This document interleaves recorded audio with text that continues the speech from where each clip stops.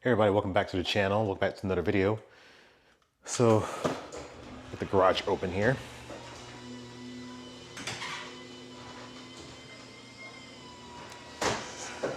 Got something here for you. That's right. The Tesla Model S Plaid. And why do I have this car? Where's the Audi? Well, if you didn't see my previous video, I did a 24-hour test drive through Tesla to test out their Model 3 performance. Now, my goal was to just kind of, curiosity. I had a Model 3 performance of 2023, and of course 2024 they did a whole new refresh and redesigned it. I say redesigned, but more, it is a refresh. It more efficiency, different battery. It was designed different and better seats. And I was like, you know what? I wish my Model 3 was just like that. I would have kept it. I did the full 24-hour test drive, and on my observations, I was impressed. I was thinking to myself, man, all the complaints that I had with my car, and I just broke this light, all the complaints that I have with my car seem to be resolved with the new Model 3. And I was just thinking, I said, what, for the price, I could probably get a Model S Plaid. So what I did was I found one on Turo, and I decided to try it out. I rented it for a week. I know it has 30-day tags. I know it looks like a brand new car. I did not buy it. I did not buy one, not yet. However, I determined that between the Model 3 and the Model S Plaid, I think the Plaid is for me. Now, here are a couple of things. My goal on the driving, when I drove the Model 3, I wanted to see what it was like when I could, I wanted to see what the drive was like at the highway speed. What is it like? 'Cause I know my last Model 3 seemed to taper off at 60 miles an hour and above. So why people were like, well, you don't need to go any faster than 60. Well, the thing is, folks, is I need to pass if I want to pass over on the right lane, because someone is impeding the left lane because they're driving slow. They feel like they're driving fast enough. Let's say we're going 65 to 70 and they're just holding the left lane, and I want to go a little bit faster. I decide to go ahead and move to the right lane. I punch it. They decide to see that and they don't want that to happen. Or let's just say I want to just shoot around. I don't have that punch that I would expect.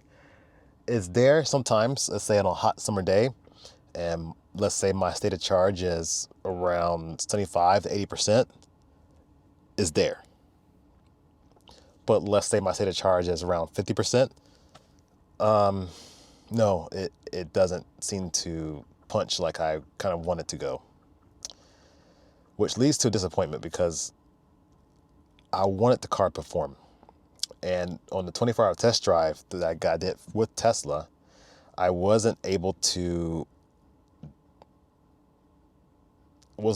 fully do the full sprint because I tested it out. They speed locked it to 85 miles an hour.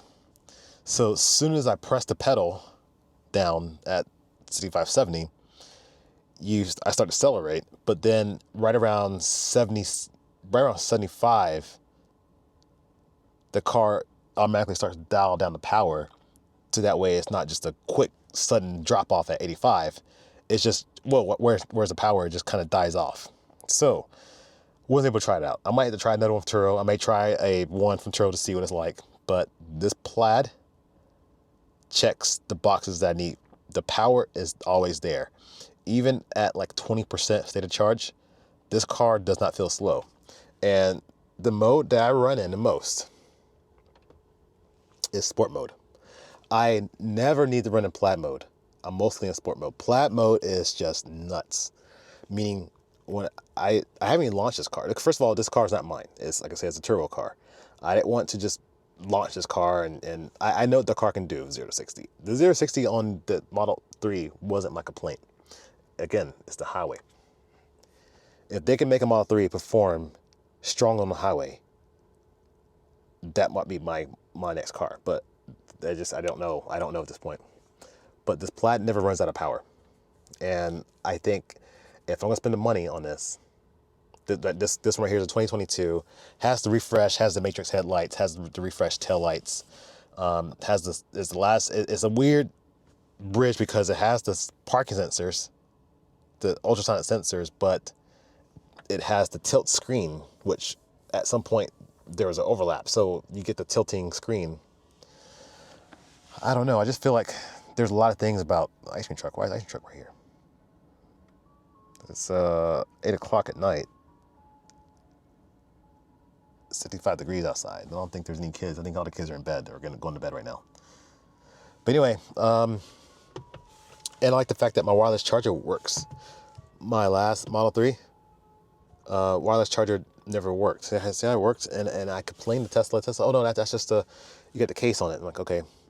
Well, the last new Model 3 it worked. This Model S it works. What did it change about the 2023? Why is it why it didn't work? But I really like this.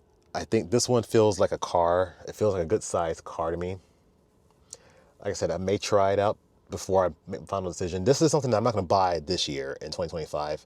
This is going to be a 2026 purchase, because what I also determined is these seats, while they're great, I prefer the Model 3 seats with the newer seat with the logo in it. And they did that on the 2024 Model S Plaid. So I think I'm just going to decide to wait for a Model S Plaid price and just look for a deal. I'm in no hurry. You can tell I have plenty of cars to drive in the meantime. I'm not like I'm desperate. Like this is like guys, this is my car. First of all, I'm a car guy. I like cars. I like cars all the time. And I make content on cars. I think if I wasn't doing YouTube, would I have all these cars? I probably would have 2, maybe 3 cars. I probably just had the 3.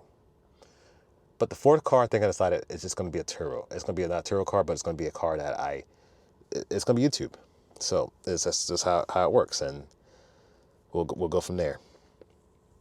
But let me know what you think. I want to hear your comments.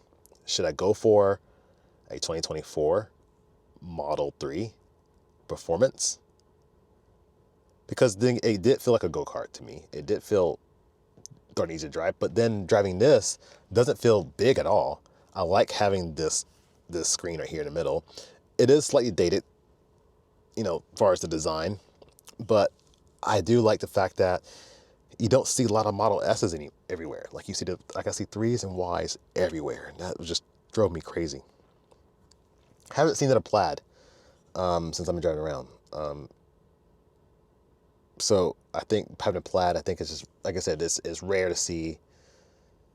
I see a few Model S's, but like I said, Model has been around for so long, but to see that a Plaid is just rare. I don't know if I prefer a wheel. This yoke is just, when I'm doing a turn, the more and more, I think I'd rather have a wheel. But let me know what you think. And the color too. I don't know if I'm gonna do gray. It'll probably be a white, red, or blue. Red, white, or blue. Red, white, and blue. Okay, so probably one of those colors. I've already had black. I didn't really care for I like the black Tesla the way it looked, but no black. I've had too many black cars recently.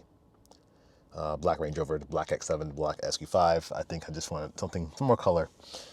So it's going to be a blue, maybe a red. I think blue or red. Maybe a white. Like I said, I don't know. We'll see. Definitely want the refresh. Definitely want the matrix headlights. But then again, like I said, this car never disappointed me. Never, it doesn't feel as big as it does. It doesn't feel big to me. I like the air suspension. I like how it feels when you drive around. And I don't think, for me, having like a complaint of power at low state of charge, I haven't had that issue. I haven't felt like this thing feels slow. And I'm sure at some point I'm gonna get used to the power and it's gonna feel like I need to do more, but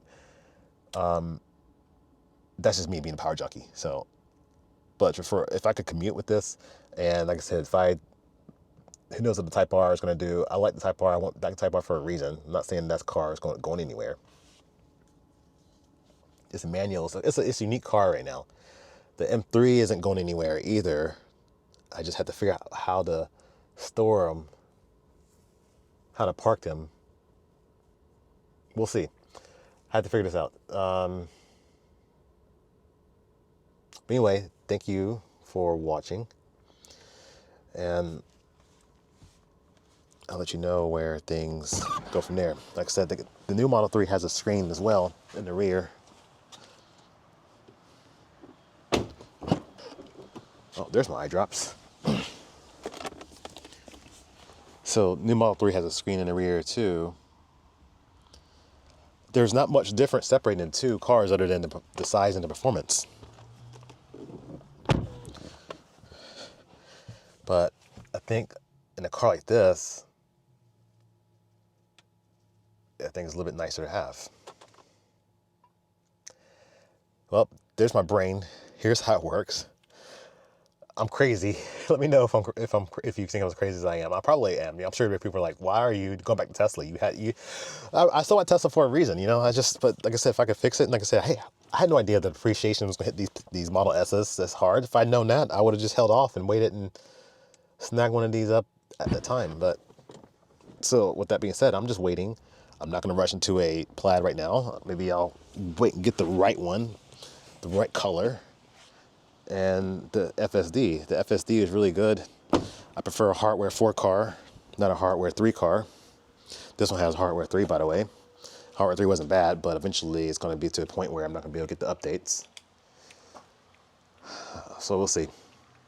Anyway, that's all we have. Thanks for watching. Wish there's a way I could put a lift in here, stack the two cars. I could put Type R right above the M3.